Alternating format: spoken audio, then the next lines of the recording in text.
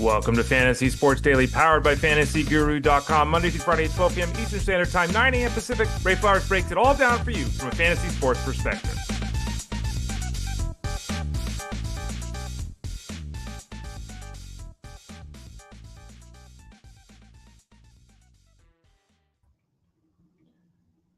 Hey there, everyone. Ray Flowers of FantasyGuru.com. Happy Friday the 13th. Jason Voorhees joining us for a moment today.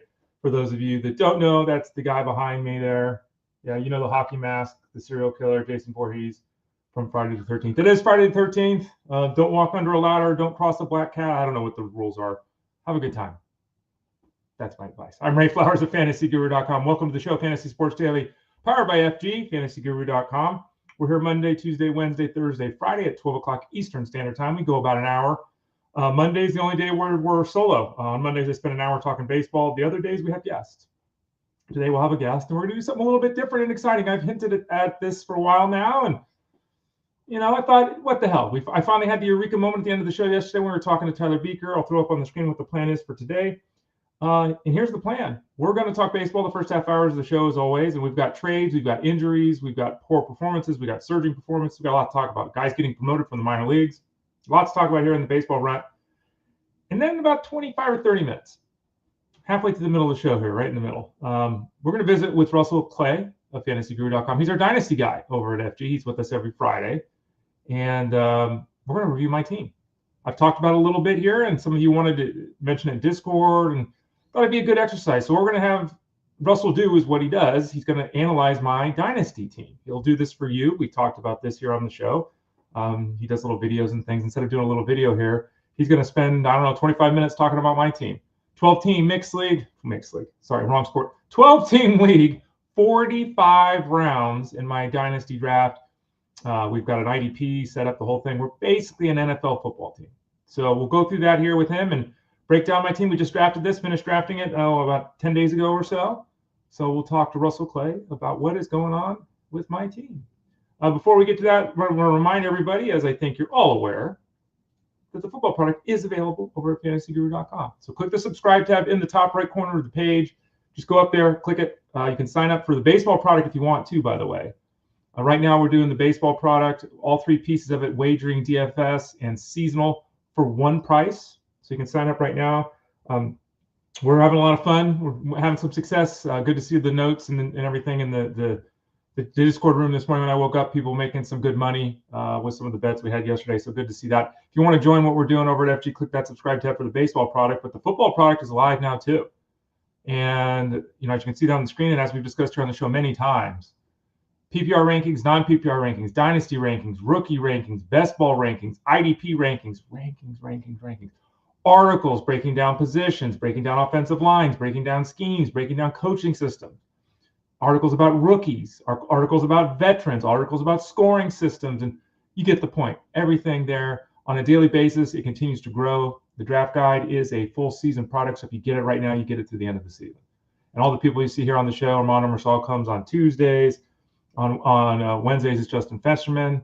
On Thursdays, it's Tyler Beaker. On Fridays, it's Russell Clay. All those people contributing to the draft guide, including myself. My first 4 articles will be submitted today. I think they're a couple of weeks away, 10 days away from being on the website. But I'm writing articles. We're all doing it for FantasyGuru.com. So click that subscribe tab in the top right corner. Get the seasonal football product.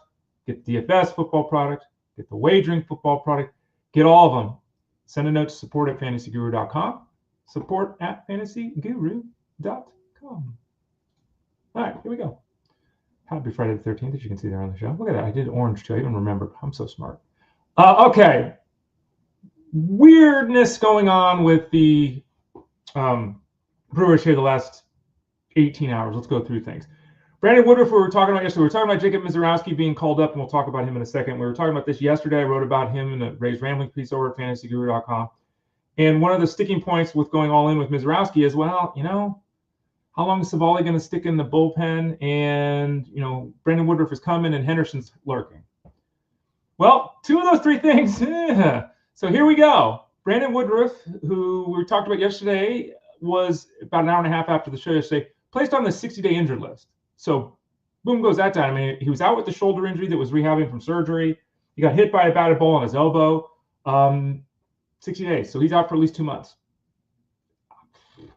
So we can't count. I mean, Brandon Woodruff may not pitch this year. I mean, that's just where we're at right now. And if he does, it's going to be late in the year. So he's not blocking anyone, including Misiorowski, from being a firm member of this rotation moving forward. Then we got the news that Aaron Civale pulled a Marcus Stroman. And apparently Aaron Civale said, look, I'm a starting pitcher. No, I'm not doing it. I'm not going to the bullpen. No. And his manager came out yesterday before the game. This is, again, we talked about this on the Fantasy Sports Daily Show. This show is 12 to 1 Monday through Friday. Jeff Mann's Elite Sports Show is 3 to 6 Monday through Friday on SiriusXM Fantasy Sports Radio.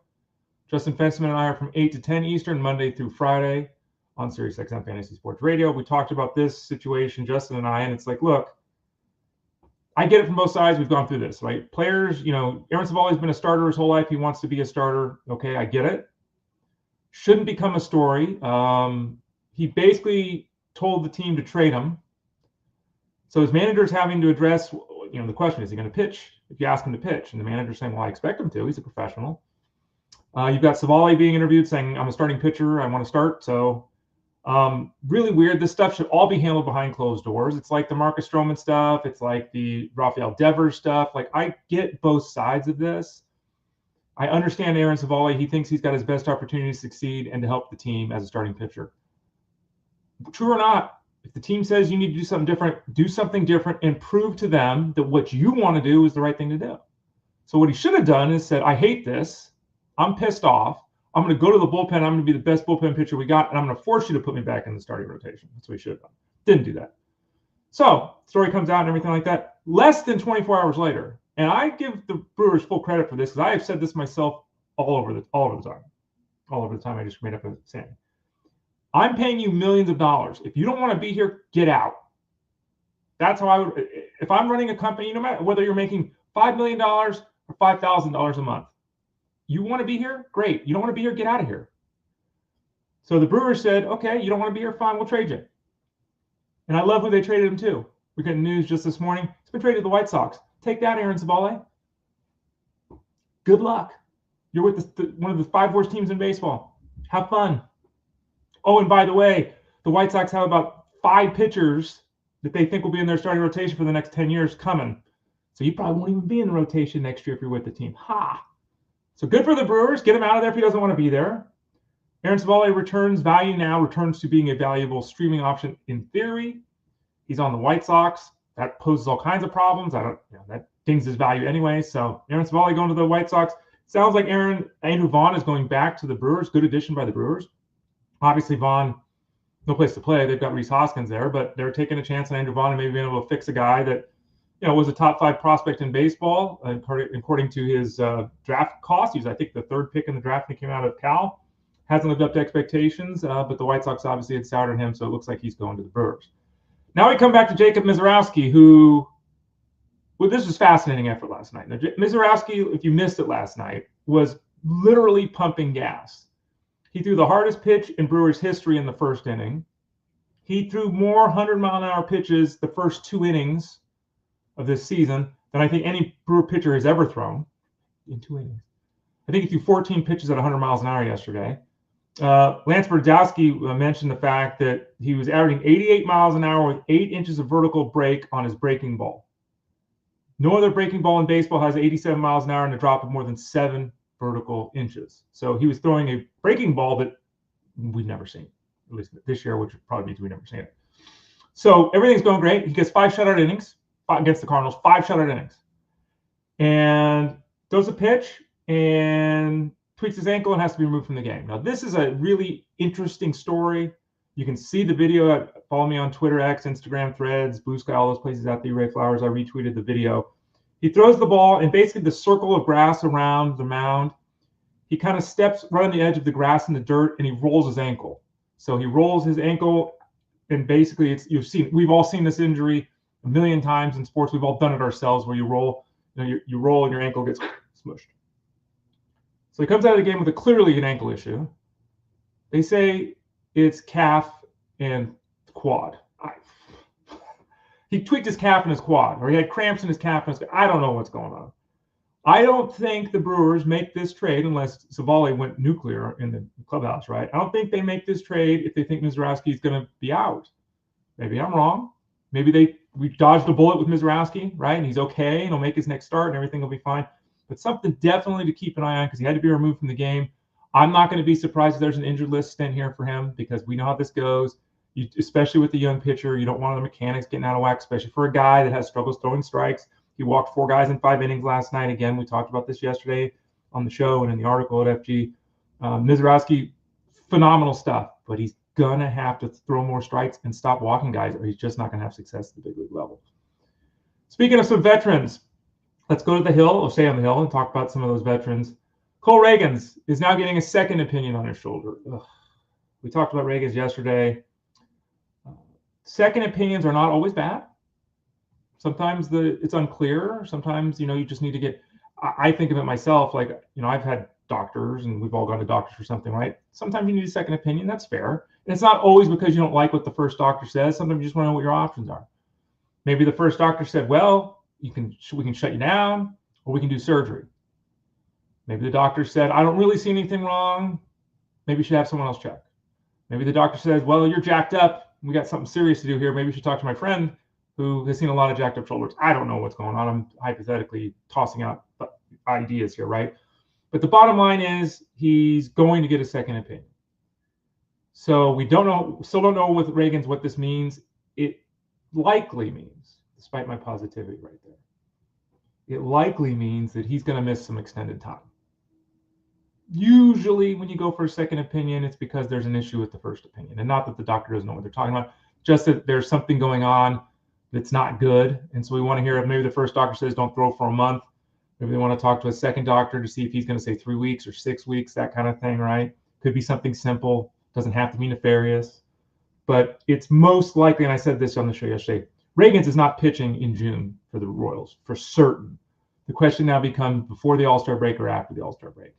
And the fact that he's going for a second opinion, I'm leaning toward after the All-Star break. And that's very disappointing for a guy that you probably drafted as your SP1, who had performed pretty well below an ERA that wasn't very good, like so many other people, like so many other pitchers. Just going to have to play through and figure it out. But Cole Ragans very likely to looking at an extended period of time on the sidelines, unfortunately. Kodai Senga. When you hurt yourself in a game and you're placed on the injured list, like they say you're going to be placed on the injured list like an hour after the game, that's not good, right? He hurt his hamstring. Now, they're going to do an MRI today and determine the severity of everything like that, but we've already been told that he's going to the injured list, so you have to make plans for at least short-term with him. Hamstring injuries can be 4 to 6 weeks, really easy. So that's in play. And it brings up a broader issue with Senga in pitching in general. He's covering first base. He did a little bit of a jump to catch a high toss, and he came down a little awkwardly. Pitchers are so hyper-focused on pitching, and they spend all this time in the lab in the off-season, and they work on mechanics and tunneling and getting extra velocity, all these kind of things. They work so diligently to do all these things that I don't think they can do anything other than pitch. You'll even see some pitchers, to be fair, you'll see some pitchers like when they have to throw to second base or something like that, have a problem with that because they're only used to throwing off the mound. Pitchers, as we go along here, are getting better and better at pitching, and I fear they're getting less and less athletic. Because remember, pitchers nowadays, when I was a kid, your pitcher played shortstop and was the fourth hitter. Now, pitchers don't hit. They stop hitting when they're in high school, right? They don't. So they're not active that way. I don't know. They do obviously running and cardio and all that, but are they doing twists and turns, fielding practice? Are they really aggressive there? Are they practicing, running the bait? They're not doing any of that stuff. So I think saying his injury yesterday just points out the fact that if the pitcher's asked him anything other than pitch, so we'll see. Frankie Montas is getting close to a return. Sean Manaea is getting close to a return for the Mets. So they have some veteran guys coming, but this is obviously bad news for anyone that has Senga on the roster. He's pitched pretty well this year. Or we'll wait today and hopefully get an update that's a positive one. But you know how these things go. Again, hamstrings can easily be 4 to 6 weeks. Bailey Ober gave up 7 runs and a loss to the Rangers yesterday. The Rangers all of a sudden are hitting. And we've talked about this a lot on the nighttime show on Sirius XM Elite Sports Game Time. Justin and I have talked about this a lot. The Rangers are just too good to be this bad. and they're finally starting to hit. Marcus Simeon's been good for a while now. Evan Carter's all of a sudden blazing hot. They're starting to hit. And Bailey Ober took the brunt of that yesterday. And Ober has been somebody that, we've talked about a lot. He gave up 4 home runs yesterday. Home runs are an issue for him. Walks are not, but home runs are at times. The real issue with him going all the way back to February is the lack of velocity. And when he's a very good pitcher, but when your stuff is regressing and you're off a little bit, it's tough. You throw 96, you can miss your spot by 2 inches. You throw 89, you miss your spot by 2 inches.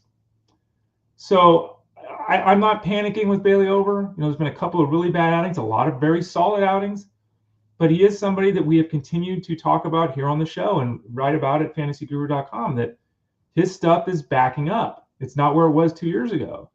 And that will lead to efforts like last night happening. And let's be frank about this. Even last year when he was really good, he had that horrible start to the season too. He just has some nights when he's off. So I'm not panicking with Bailey Ober right now. He does face the Reds next time out. We'll see.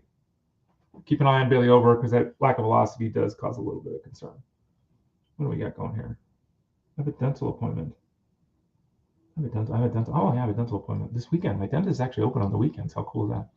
Patrick Corbin picked up the win, allowing 3 runs in 5 innings against the Twins. Just wanted to talk about Patrick Corbin for a second, because again, we all know this is ridiculous.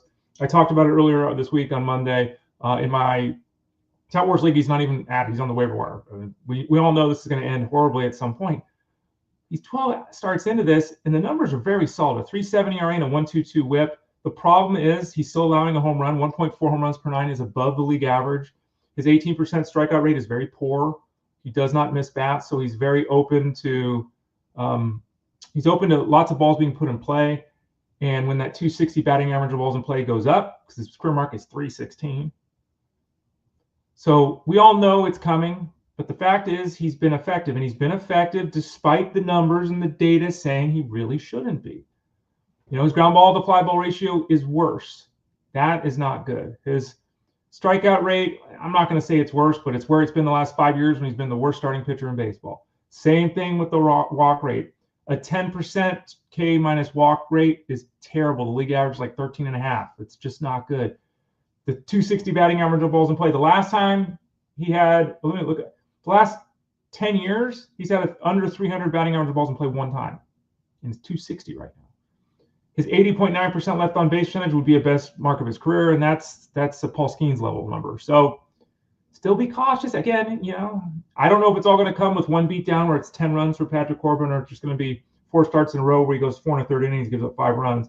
It's coming. You're playing with fire if you keep starting him, but if you started him to date, you have had success.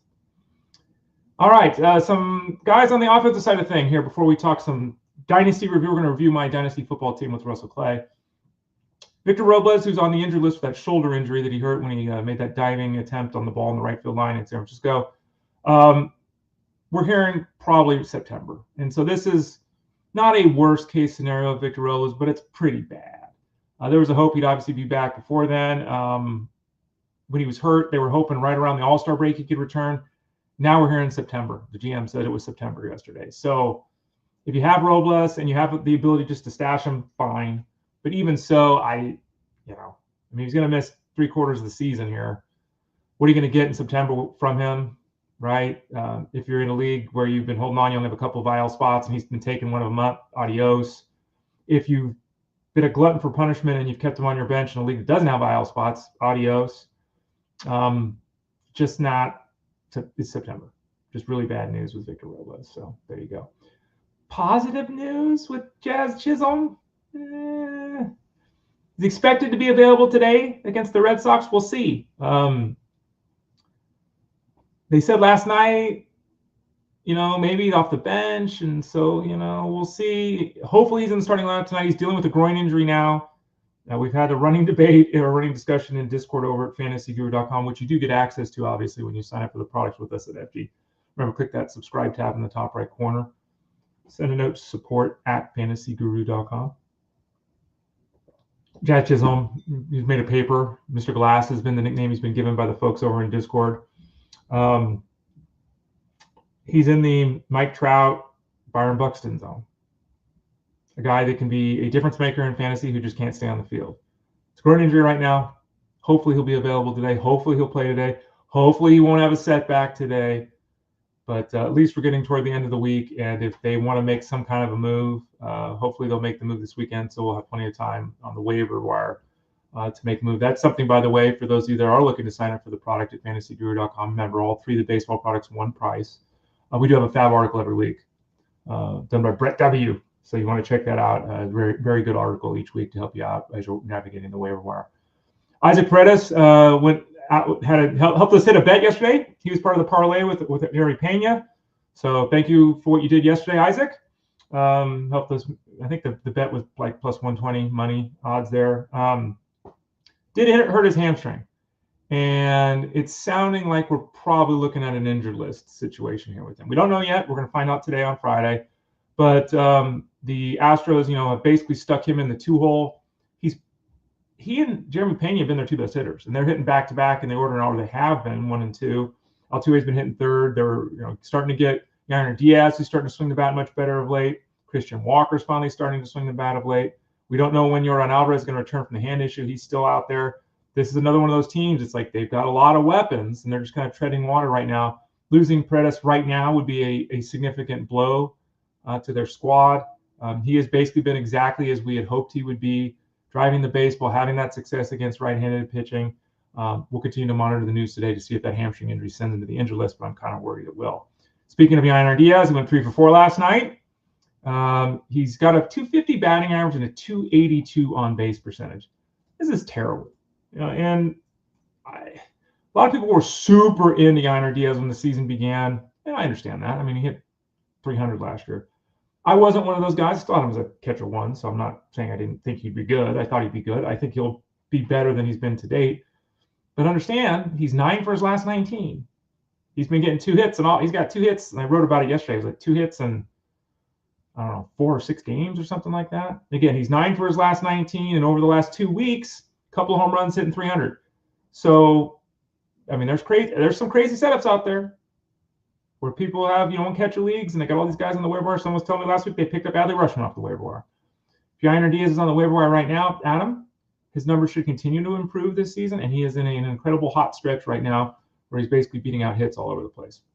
Christian Moore is being called up by the Angels. Here's one of the young prospects on the offense side of things. And for those people that think guys stay down in the minors too long, Christian Moore was drafted last year. Like, this isn't, and he's already up in the big leagues. Now, the Angels have tried all kinds of guys in the infield. They're, Tim Anderson, they're trying all these guys. Luis Rengifo hasn't got it done, blah, blah, blah, blah, blah. They're calling up Christian Moore to basically play second base. And Christian Moore has plus power for middle infielder. There are worries about his contact rate and strikeout, so kind of, sort of in the Brandon Lau mold, kind of. That's a loose comp that's not the same. You get the point. He's more athletic than Brandon Lau.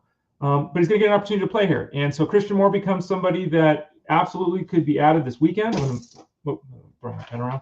Could be added this weekend on the waiver wire. I think that, it's, as always, it's very difficult to feel bullish about a young player because all of them have uncertainty in terms of performance. Christian Moore, I'm pulling up his data right now. Christian Moore has played 54. He's played less than 80 games of professional baseball. First-round draft pick last year. Again, a year ago, he was the first-round draft pick, and he's played less than 80 games. Now, he's done very well this season with a 374 on-base percentage because he does take a walk. But as I noted, the strikeout rate's about 27%. There's some concerns that number ticks up at the big league level. We all know if you have a 30% strikeout rate, you struggle to hit 250. He does have some pop, absolutely, and a little bit of stolen base speed. So again, to reiterate where I'm at, I think that he is, in addition, if you need help up the middle to take the shot, he's very likely to get a good deal of run at second base here. In fact, he might just be their second baseman the rest of the way regardless. That's a potential situation to keep an eye on. And secondly, with Moore, negatively, he's very likely to hit at the bottom of the order because it's Nito at the top, Shenuel, who I wrote about yesterday at fantasyguru.com, Trout, Ward, Soler, Ohapi, Joe Adell's hot late. So kind of a best case scenario for Moore is probably 8th or 9th. It's one of those two spots most likely. So don't get overly excited by him. But hey, he's up, he's there, he's young, he's athletic. Remember what happened to Kyron Paris? but I think that Moore's got a little bit of more staying power than Paredes did. Sammy Basallo, by the way, hit his 5th home run of the month last night. He's now hitting .333 with 5 home runs this month. He's got a .600 slugging percentage for the AAA team of the Orioles. He will be up in the second half of the season. In fact, Basallo should be up right now, to be quite fair. They could use him in a platoon role. They might have to DH him, though, and I don't think they necessarily want to stop him as a catcher. So they've kind of been very patient with him. But when Samuel Basallo gets called up, dude's power is intense. It's elite. So when he gets called up as a catcher-eligible guy, everyone's going to be in on Sammy Basallo. So if you're going to stash somebody, and I don't always recommend that, it depends on your setup, but Basallo, especially if you're in a 2-catcher league, Basallo is one of those guys you could consider stashing because he could be called up at any moment. Probably after the All-Star break, but could be called up at any moment. Sal Frelick had 3 hits yesterday, drove in a couple of runs, and just wanted to give a little shout out to Sal Frelick, who, the guy we talked about a lot in the preseason, kind of guy that I've liked but been disappointed by to this point of his big league career. He's hitting .290 with a .355 on base percentage. Like this is good news. Is it sexy or exciting in the fantasy game? Say it with me. No, it is not. But this is who Sal Frelick could be. I wish he was running more. Like I thought he'd be routinely stealing 30 bases at the big league level. He is on a pace for about that. He's got 12 steals thus far. So he's hitting .290 with a .355 on base percentage and on pace for 25 to 30 steals. Pretty good. He's not going to hit for power. He's got 4 home runs. He's not going to drive a ton of guys in. But just a little shout out to Sal Frelick, who's having some sneaky fantasy value this season. Then finally, Crow-Armstrong, and I don't know if you saw this or heard this last night when we were on Sirius XM, or you've seen the highlights since. Crow-Armstrong hit a home run last night off Andrew Heaney off a ball. And not just a pitch that was out of the strike zone ball, a pitch that was like up at his chest. Pitch you should never as a batter swing at. Hit his 18th home run of the season. It was at 3.9 feet off the ground. Remember, you're down, right? 3.9 feet off the ground. It was at his chest level. And it was at least 5 or 6 inches above the strike zone. It was the 8th or the 9th highest pitch hit for a home run, which I find odd. I'm kind of surprised it was only 9th because it was definitely a high pitch. Amazingly, he also has the 2 lowest home runs at both, one of them under 9/10 of a foot, and another one at 1.08 feet above the ground. So he's got the zone going all up and down. He's been absolutely fantastic. We haven't talked about him much here because he's just rolling right along, just being a tremendous fantasy asset. He is the breakout star of the first half in fantasy baseball. I don't think there's any debate about that. He's on a pace to go 40-40, which is insane. He also, and I've talked about this a lot, just to reiterate, his work against lefties is bad. He's hitting 182 against left-handed pitching, and his on-base percentage is .213. He is awful against left-handed pitching. Against right-handed pitching, he's got a .961 OPS, which is fantastic. Totally different hitter. If they stop playing him against lefties, which they won't do because he is so strong defensively, they stopped him playing lefties, we might have something, but they're not going to stop that. And as a result of his ineptitude against left-handed pitching, he's hitting .271, which totally works. I still think that's a little high for him. I think he's a .250 hitter, but okay, 280, or .270. 305 on base percentage. He's not even league average in that category. So we'll see how things go at the end of the year. We'll see if he becomes more Randy Arozarena or if he continues to be the superstar he has been to date. Crow-Armstrong has been fantastic. Before we talk some football with Russell Clay and review my Dynasty team, I see a note here from Tony, so let's look at that real quickly. He's in a 14-team 7x7 league. Thank you for adding the categories, Tony. On-base percentage and total bases, innings and quality starts are the 2 added categories each. 4-player keeper league, rarely keep a starting pitcher. Makes sense to me. I received a trade offer for Skeens. I was offered Elly De La Cruz. I have SP depth.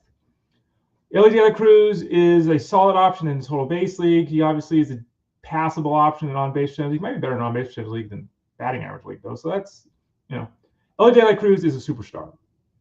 Paul Skeens is a superstar. On the surface, totally fair. I think that if you wanted to make this trade because you're wary of pitching, because you don't plan on keeping pitching, Tony, I'm totally okay with this. Both guys basically first-round draft capital this year. Both guys young, both guys exciting. Paul Skeens could be the #1 pitcher in baseball for a decade, right? But he could also throw a pitch and be out for a year and a half. I'm not going to tell anyone to not do this trade if they feel strongly about it. I would have no problem saying, Tony, if you want to do this, do it. If you're getting Elly De La Cruz, he's a superstar. I'm doing it. I'll do it. On my team, I would do it, especially because you said you have some SP depth. That could change in a week. We all know that. But in a keeper scenario, I would feel more comfortable keeping Ellie De La Cruz than Paul Skeens. Both are fantastic keepers, and it really comes down to kind of who else you're keeping with the 4 players, and what are your thoughts on pitching? Are you the kind of person that wants to build around pitching or hitting? You know my answer. I want to build around hitting. Thanks for the question, Tony. All right, so we've got a guy over at fantasyguru.com who comes in, joins us every Friday on the show here at about 12:30 Eastern Standard Time. His name is Russell Clay. He's our dynasty guy over at fantasyguru.com. He's obviously part of the draft guide at FG, writing articles, talking about all this stuff. He's in Discord all the time, answering questions. He hosts the live stream, which you get access to if you sign up for the product at FG. Remember, click that subscribe tab in the top right corner of the page at fantasyguru.com. He hosts a live stream, and they, have fun, answer some questions. Viewers send in questions. They talk about all that. So that's Tuesday nights at 7 o'clock. But on Fridays, he's here with us. So let's bring him on in. Russell J. Clay at fantasyguru.com. How you doing, Russ? What's going on, Ray? I'm a little nervous. I'm exposing myself to your vicious analysis here for my dynasty team. Jeff and I have both been talking about our dynasty teams. Jeff and I are both in the same dynasty league. So we thought we'd bring you on, let you kind of break it down. You do offer this service for the users over at fantasyguru.com, correct? Yes, this is an off-season tradition that is semi-yearly. And we had a few people this year reach out early off-season to see if they could do roster reviews. It's a fun thing. Unlike Ray's fear, we don't normally go below a B. We're trying to have fun here, so we're not roasting anybody too bad. But yeah, it's a fun thing to go through the roster, just talk about process, a few things to improve, and everyone loves getting grades. I mean, it feels like when we used to get those ESPN grades or the Yahoo grades at the end of our draft, we never felt fulfilled. It was always like, yeah. But when an actual person's giving the grade, it feels a little more, Yeah, AI is not always the answer, as we've discussed this week. Yeah. Russell Clay at fantasyguru.com. You can follow him on Twitter X at Russell J. Clay. Is that it? That's right, correct? On Twitter X? Yeah. And I saw that you changed it in Discord. We did. Okay. We have failed to achieve the TikTok agency / so we're rolling back. We're rolling back. Russ is again with us every Friday, at about 12:30 Eastern Standard Time. I got Jason Voorhees behind me here. Happy Friday the 13th, excuse me. Are you a fan of horror movies? Are you a fan of Friday the 13th? And do you have any traditions for Friday the 13th? Love all of them. One of the first DVDs I owned was Freddy versus Jason, which kind of passed its prime of those horror movies from the 80s and 90s, but that was my intro. And then every Halloween, you got to watch Halloween, Ray. Right? Of course. Yeah, of course. Yeah. That was the one with Kelly Rowland, right? That horror movie.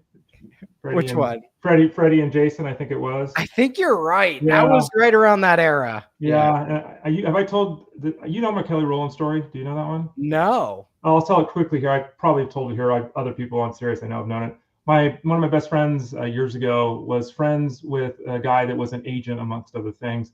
And they were out at lunch, and the guy said to my buddy, he said, "Hey, man, I've known you for 10 years. You got any friends? Because Kelly Rowland's looking to date somebody.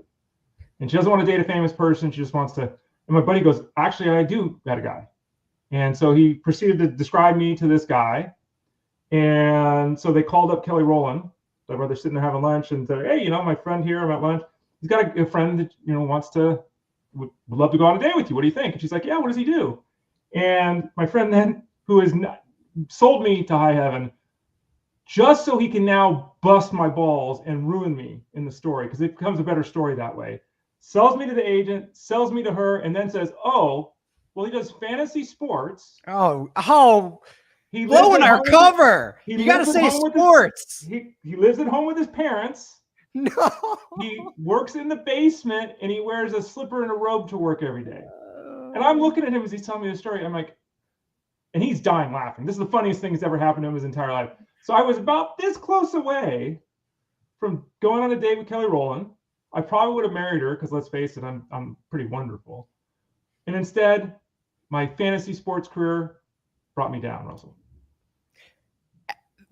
Even if it were a 20-minute coffee date, that would have been a cool, right? but still a cool story. But you should have seen him laugh. He could barely get the story out. I thought it was the most funny thing ever. I'm like, you're such a dick. Anyway, that's my Kelly Rowland story. Let's talk football. That's why people are here. They don't want to hear Kelly Rowland stories. So you do this thing where you review Dynasty Leagues, the teams and all that. And again, everyone go to fantasyguru.com, click that subscribe tab in the top right corner, get signed up with the product over there. Russ is in there answering questions in the Dynasty room all the time.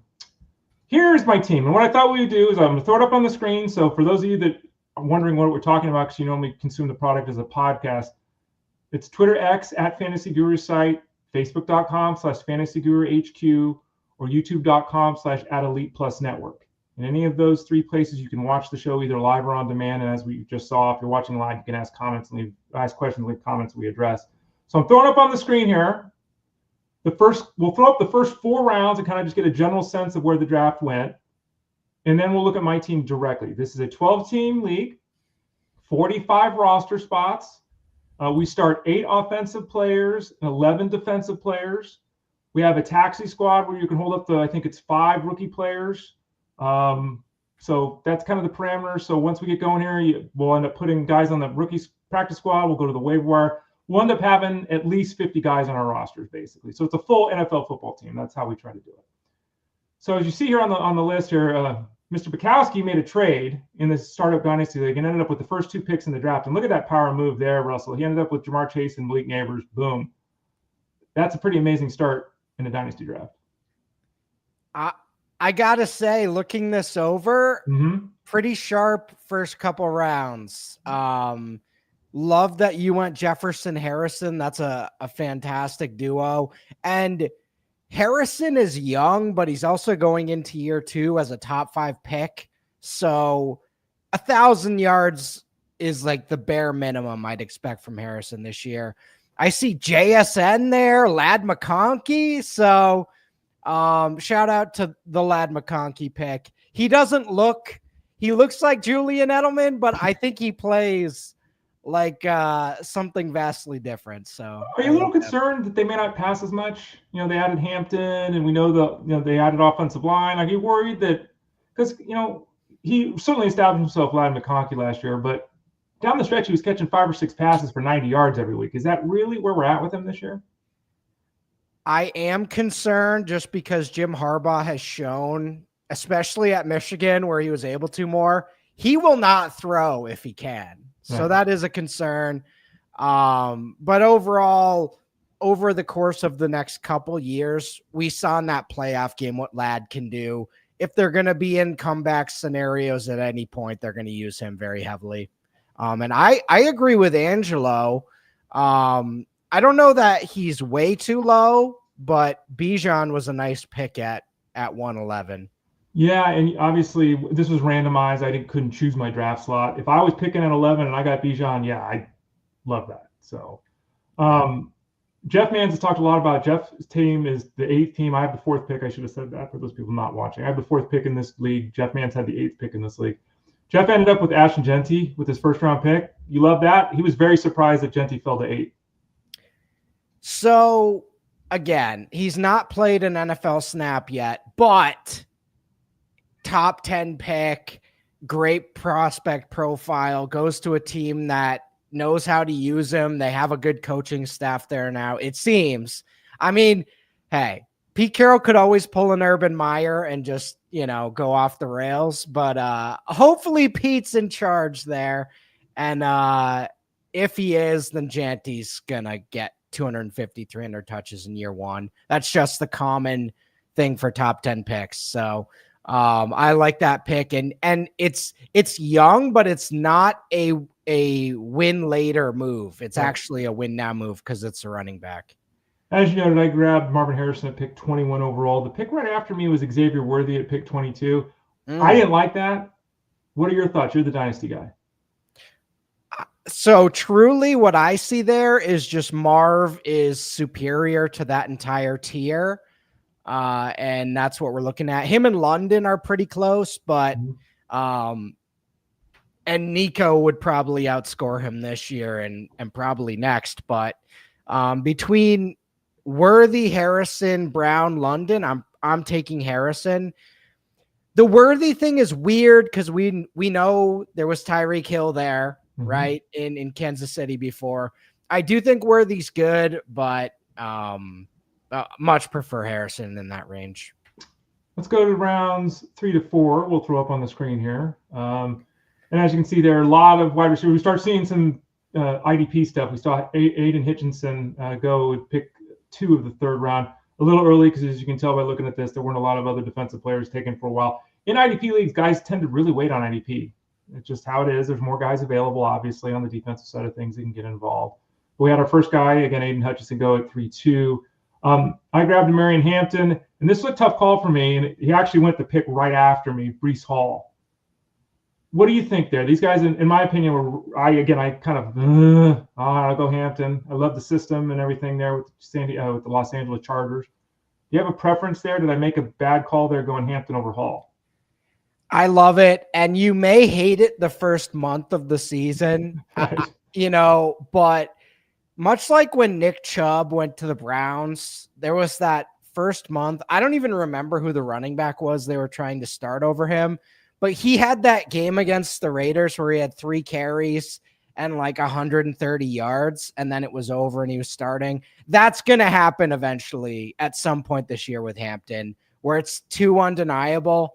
And he may start out the year. I know he's a bigger back. He might start out the year as a 3rd down back. So I'm really excited for him. I think that's a great choice, and it matches your roster. Looking a little bit further down, as you can see here, for those of you that are looking, a lot of quarterbacks started coming off the board. And the 3rd round was quarterback round here. We had Jay Daniels, Josh Allen, Lamar Jackson, Joe Burrow. They're all going there. And Jalen Hurts. And I would have taken Jalen Hurts with my 4th round pick, but he took 1 pick before me. So I ended up with Patrick Mahomes. Then we didn't see quarterback taken for a little bit of time. I know that Patrick Mahomes doesn't run like the other guys, and I know Patrick Mahomes the last couple of years has been down a little bit. But as somebody who in this league has, it was Daniel Jones for a while, it was Justin Fields for a while. Like, I just wanted to get a quarterback, and legitimately Patrick Mahomes got 10 more years of being a quarterback 1. That's kind of how I look at it. Are you okay with the pick there, or does that seem early to you? This is a great round to go quarterback. We're in a very unique situation. We are in a fantastic quarterback era. So even though it's 1 QB, it's nice to have your guy. I can gripe about Mahomes not caring about the regular season, but at the end of the day, I still have him as a top 5 dynasty wide receiver because, like you said, we saw it with Brady. We saw it with Rodgers. These guys are going to sway back and forth. They're going to have more ceiling seasons. When? I'm not sure. Is it next year? Unclear. But Mahomes is this generation's Brady, and he's going to have more ceiling seasons. All right, so there's a review of the top, 48 picks. Let's look directly at my team here. Here we go. Okay, and as you can see there, I put Taj Felton on my practice squad. So if you count the players up and there's one guy missing, that's why. So he's my 45th guy. I'll replace him as soon as the waivers run. So I ended up with Patrick Mahomes, who we just talked about. Justin Herbert was not necessary or needed. But I'm sitting there, and it's like, is no one going to take Justin Herbert? It becomes, I kind of turned into Jeff Manns, when it's like, okay, at some point here, no. So I took him in the 11th round and picked 124. Did I need him? No. But I consider taking him 2 rounds earlier than that. I'm like, I can't, at some point, again, I barring catastrophe, I will never have to worry about the quarterback position for the next 10 years. I've got Herbert and Mahomes, right? So, and then later on, I grabbed Daniel Jones. Where's Daniel Jones? Let's find the round that Daniel Jones was taken. I grabbed Daniel Jones in the 33rd round. So I personally love this grouping. I'm going to assume you're going to say the same thing. But I'm more directly concerned with, did I make a mistake taking Herbert in the 11th round since I already had Mahomes in the 4th round? I'm a big fan of creating strengths for yourself in Dynasty. In particular, quarterback and tight end are the easiest to be good at a position. And now that's set and forget for you, not necessarily start sit, but for the rest of this league, as long as it lasts, you do not have to worry about quarterback again. And you don't even have to think about that when you're looking at rookie drafts. You can draft another, but like we talked about last week, I wouldn't be surprised if Daniel Jones starts this year and does really well. So, well enough. Like top 15 fantasy quarterback. Yeah. Right. I first comment I want to make. I love the Josh Jacobs, Marshawn Lloyd, Emmanuel Wilson trio. Okay. That is like exactly what I want to do. You have Jacobs, who's an established starter, probably 300, 350 touches this year. And you have the running back they drafted last year, but you got him, I'm guessing, at a pretty big discount because he was injured all of last year and didn't play. We forget Marshawn Lloyd was a third rounder last year. So still a nice profile there. And you got him as a super cheap handcuff. So I love that. Yeah, I got him in the 20th round. And then in the 34th round, I got Emmanuel Wilson. Yeah. And so, hopefully they don't sign Kareem Hunt. No, I'm just kidding. But again, we have 45. And this is, if you're in a league doing this, folks, and you have 20 roster spots, 25 roster spots, it gets really hard to take 3 guys from one team. You got 45 roster spots. Like Russ said, I did it as a plan. Russ said he approved of it. It's something for all of you to think about doing too. Looking at the backfield, I grabbed Josh Jacobs for those 325 touches or whatever, like you said. And then I went young. I got one guy that I felt good about. And in this league, you can start one running back. I generally start 2, right? But you can start one. What do you think of the rest of the group? I love Ray Davis. I don't know what's going on with Jared Cook. We've all talked about Jaden Blue, Isaac Arendo. I don't think there's anything negative there. I don't know if Herbert's the backup to Taylor. He might not be. He might be third in line there, but he was my last running back I grabbed. What do you think about that group overall? So this is a big concept with Dynasty with deeper rosters like this one. When we're talking about FFPC, which is 16 roster spots, you're not really building depth that you can play the upside with. Mm-hmm. But with this roster, and I would include Marshawn Lloyd in this, you have 4 running backs that teams have invested in: Lloyd, Garendo, Davis, and Blue. You have 4 guys that are an injury away from being in a very potentially big role. And throughout 17, 18 weeks, the odds that 1 or 2 of them emerge, at least for a couple weeks, if not, I mean, I'm staring at Jaden Blue. I know Jeff Mans has highlighted him, but if anything happens to Javonte, we may be Blue every week starter by midseason. And James Cook has stayed healthy as a really undersized back throughout his career.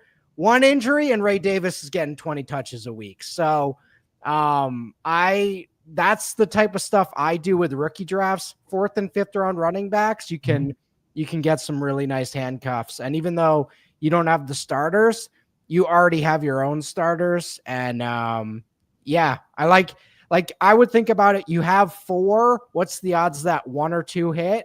Pretty good. Russell Clay at fantasyguru.com joins us every Friday about 12:30 Eastern Standard Time. We're reviewing my Dynasty team. Remember, it's a 12-team league, 45 roster spots in this league, IDP. We'll look at the IDP in a second. So with the wide receivers, I didn't go old, but I kind of went older. So I went real young at running back and a little bit older at wide receiver. As you can see there, Marvin Harrison and Justin Jefferson, as we discussed, were my first 2 guys that I drafted. Then I grabbed DK Metcalf and Devontae Adams, which, at least in the short term, that's a fantastic foursome. I don't know how much longevity we get out of that. Took a chance with my last wide receiver pick, Keenan Allen. I don't know, Keenan Allen was like Keenan Allen was my 43rd round pick. So if he signs, if he doesn't sign, whatever. Quentin Johnston, maybe. Xavier Legette, maybe. Michael Wilson, maybe. I like the mix here, but it is a little bit older than the running back group, Russell. Sadly, the favorite part of this for me that I love doing, I love stacking the former first round picks. Now, the odds that Quentin Johnston or Xavier Legette hit, probably low, right? But you have them together, and we do see guys like Devontae Parker or Mike Williams kind of come out of nowhere and have huge seasons. It wouldn't shock me at all if Legette has a really good year this year. And going into year 2, much better system. So I love your established starters, but building that depth behind them, if you can add 1 more relevant piece, that's huge. And then you have Michael Wilson there. behind Marvin Harrison. And again, people don't think about stacking in Dynasty, but I think adding multiple players on depth charts where targets would shift if an injury happens it's a really valuable tool. So I love how you're doing that with this roster. At the tight end position, this is I was talking, Jeff Mans and I are talking, we're kind of, battling, we're kind of sharing what we're going to do, but not sharing what we're going to do, because we're looking at some of the same players. And he basically grabs Mark Andrews, and my immediate response was, excuse the shit. Because I was going to take Mark Andrews. I thought he was the last guy there, and then I saw this fall at the tight end position, and I specifically said to Jeff, damn it, I was going to take him with my next pick. He signed me by a couple of picks here, because I don't want to end up with Kyle Pitts. A couple of rounds later, I end up with Kyle Pitts. Now, Kyle Pitts was in the 17th round in this draft. Yeah. So what, Dallas Goedert, 21st round in this draft. Chigakonko, 32nd round. This could be messy in terms of, and I don't like generally doing this because now, like on a weekly basis, one guy's 9, one guy's 11, one guy's 13. It's like, which guy do you start? It gets really confusing. But I've got an older guy in Goddard who's going to be a free agent at the end of the year. There's always hope with Kyle Pitts. Chigakonko, new system, new quarterback. I really like this trio, though it could be messy on a weekly basis. What do you think, Russ? I see this right now as a Dallas Goedert set and forget. He's dealt with some injuries in Philly the last couple years, but he's really good when he's right. Mm-hmm. So unless there's an injury, we don't really have to worry about Pitts. Listen, Pitts as a 3rd round startup pick, vastly different than round 17 or wherever you got him. So all the threat and the investment is gone. You're getting him at a great time, whereas I was getting him at a horrible time and being all in at the wrong times. But you want a guy like that where you have him. He's 24. He's still 24. He's super young. He is, between him and Brock Bowers, he's the best tight end prospect. Him and Brock are the 2 best prospects of the last 20 years. So that says a lot. I don't know why it's not happening. Why is it not happening, Ray? That's my problem. But in the 17th round, who cares? That's kind of what I thought too. It's like, I'm looking at this and I remember he's also, look at the calendar. He's a year younger than Dalton Kincaid. Yeah. I don't know. There's still a chance. Is it not happening because he just doesn't have it anymore? Like, he's been beat up physically. Maybe he's just lost that little bit of, and I tend to think, and I've said this a lot about Joe Adele in baseball. I think at a certain point, Russ, guy needs to go somewhere else. Sometimes it just doesn't work for whatever reason. You get too comfortable. The coaching system, they're not saying the right things. You know what I'm saying? Like, you just need a jolt. And I think Kyle Pitts could benefit from that, the change of scenery. And I don't know. He might end up catching 47 passes a year for his whole career and be one of the most disappointing tight ends of all time, because he was the 101 pick. He was the Ashton Genty when he came out of school, right? Yeah. But I don't really have an answer for you. At least, like you said, here I didn't invest to the point where it really matters. Just a little bit of an improvement. He's catching 65 passes for 800 yards. Like, that works. But I don't really have an answer for you.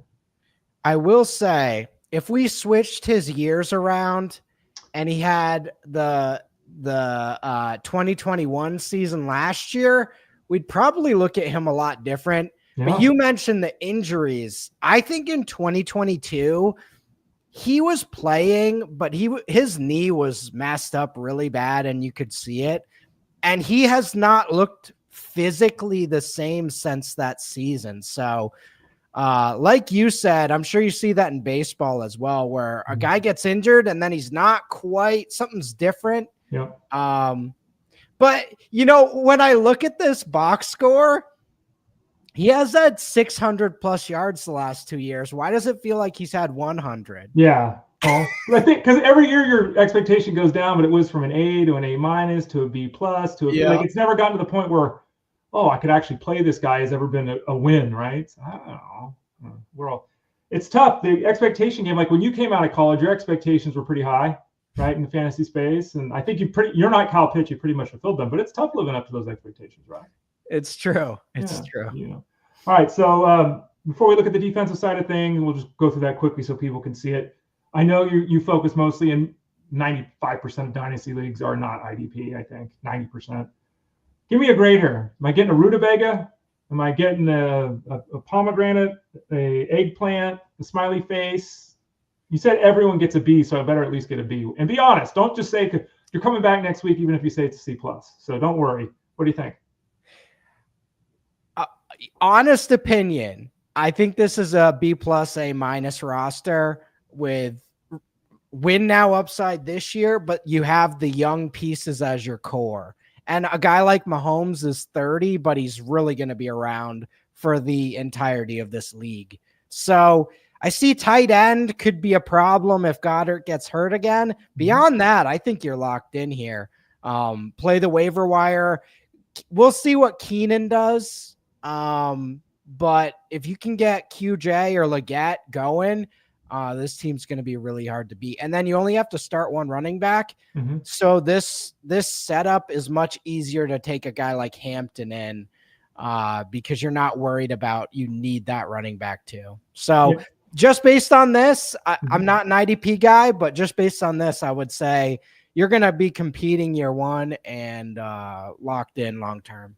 Yeah, those blue dot check marks, obviously, that's my anticipated starting lineup. But again, that, of course, can change. And that's something, too, that I think hopefully it's good for people to see this and get a sense of, because people ask all the time, I'm starting a dynasty league. How do I do it?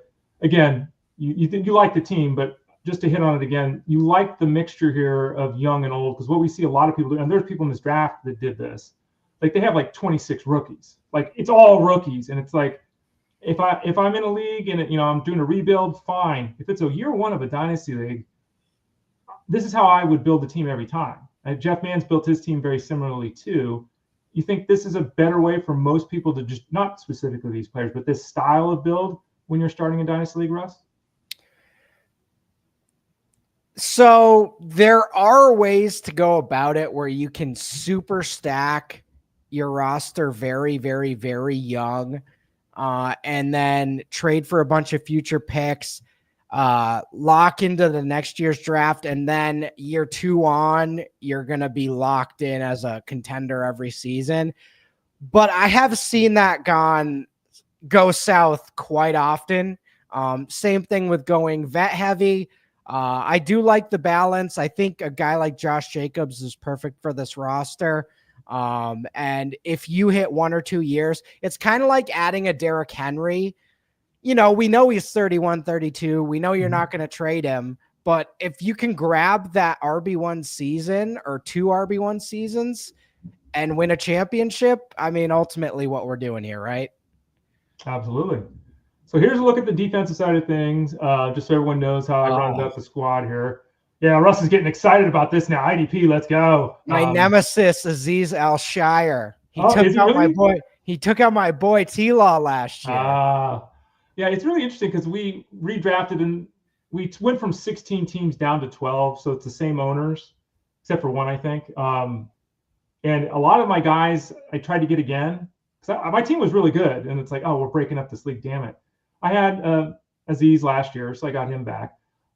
Demario Davis, who was really good last year, but he's like 36 years old. I grabbed him super late. No one wanted that. I like the linebacker core. Fred Warner, get to cheer for a Niner. I think that my safety group is fantastic. My cornerback crew, it's really interesting there. That's always an interesting battle, Russ. It's like you don't want the best cornerbacks because they don't really do anything, right? Because the teams are afraid to attack them. So you want a guy that's good enough that, the team's not going to bench him if he gets torched this week. So that's, like if you look at my, let me look at my draft tree. I think like I grabbed all of my cornerbacks like in the 40s. Like I don't think I even reached on anyone. My first cornerback I think was around 38, and that was very similar to what a lot of other people did. No one grabs cornerbacks because they're kind of fungible. I kind of like the defensive ends here. Myles Garrett, obviously, Latu. Andrew Van Ginkel, who's an older, aging guy, actually led our scoring system last year and or second at the defensive end position in points. And then, Derek Brown, who was injured last year but had 100 tackles his year before. I like this group. And again, it's not, I don't know. Myles Garrett and Fred Warner are pretty big names. I guess there's some big names on this one. was the first one I was gonna say. That Myles Garrett guy probably good for 10 sacks a year, right? And I know Latu, nice first round pick for Indy last year. I think he's gonna improve this season. So like it. Like you said, the funny thing I could never figure out about corners is there's a fine line where you don't want Darrelle Revis. Like you don't want the guy who they're not targeting at all, right? You want some action. So yeah, that's same with Jalen Ramsey for a while. I was like, oh, I'm gonna get Jalen Ramsey, and then he wouldn't get thrown to at all in a given week. So yeah, that's fun. And Al Shire was everywhere on that Houston defense last year. So I imagine he was pretty good for fantasy. Yeah, I'm looking at my cornerbacks for what it's worth. My 4 cornerbacks that you see listed there, all of them were top 15 last year in points at the cornerback position. So if they replay last year, which, they don't do that. But if they did, again, bottom line is 12-team league, I got 4 of the top 15 guys. So I think it's a pretty good group. And El Shire, again, was one of the guys. Let's pull him up real quick. He's on my team last year. Let's see. He missed a couple of games there at the end, right? So Delpit was LSU legend in college. He fell in the draft, and it looks like, I'm looking now, dude's had like 100 tackles the last couple years. So obviously he's locked in as a starter there. Yeah, Delpit was on my team last year. Delpit, Derwin James, and Julian Love, all 3 of those safeties were also top 15 in our scoring last year. So I'm feeling pretty good about the team. So there it is, folks. I know that some of you asked for it. Jeff Mann's been talking about his team. Maybe Jeff will do something like this. Jeff won't do something like this. No way. We're better than Jeff here on the show. But yeah, so Russell was nice enough to review the team. So hopefully you all got something out of it. I clicked the wrong button there. Sorry, Russ. Is that Ty Felton on the practice squad that I saw? Yeah. Do you like that move? I do. Any Minnesota draft pick I'm in on now. I auto say I'm in now when Minnesota does anything. So I think there you go. Last pick. No, let's see. Where did I take him? No, 39th round. 39th round pick. So yeah. So Russ again will do this for you. Maybe if you're a member over at fantasyguru.com, hit him up in the Discord room. He's our Dynasty guy, but he does more than Dynasty. As I noted, he's on with us every Friday about 12:30 Eastern Standard Time. He hosts a live stream every Tuesday night at 7 o'clock. What do you got coming up here, Russ? What's coming down the pipe here in the next couple of days from you? Yeah, so I do have 2 people in the queue there. So get your name in before we get too heavy there for the roster reviews. Today, I'm going to be putting out an article called A Look Ahead, and we're going to be looking at early preview of some of the 2026 rookies. It is a really messy class. For instance, the top QB is Arch Manning, and he's never been a starter before. College football's in shambles, but that's a story for a different year. So that'll be coming out today. And yeah, check out our draft guide. We got tons of stuff. Hang out in the Discord, and I hang out with Ray Flowers on every Friday, so that's pretty cool too. Oh, well, thanks. I appreciate that. We were talking behind the scenes. You don't even know this about hanging out more. So be careful what you wish for, Russ. You might get more Ray Flowers in your life. Who knows? No, thanks for your time. We appreciate it. As always, he does great work. Obviously, folks, you hear him every Friday here on the show. Check out his work over at the website. And remember, click that subscribe tab, as Russ was talking about. Get signed up for the football product. It's all season long. Seasonal DFS wagering. All the packages are available right now, all season long. So if you sign up now, we'll help you all the way through the end of the regular season. Russ, thanks for coming on today. We appreciate it as always. Thanks for reviewing the team and not being too harsh. We'll see you again next Friday. Thanks, Ray. He's Russell Clay. I'm Ray Flowers. Have a great weekend, folks. We'll be back here on the show on Monday. One quick programming note. I will not be hosting on Monday. I will be hosting on Wednesday next week. So next Monday will be Justin Fensterman. I'll then be with you Tuesday, Wednesday, Thursday, Friday next week. For Russ, I'm Ray. It's been Fantasy Sports Daily, powered by fantasyguru.com.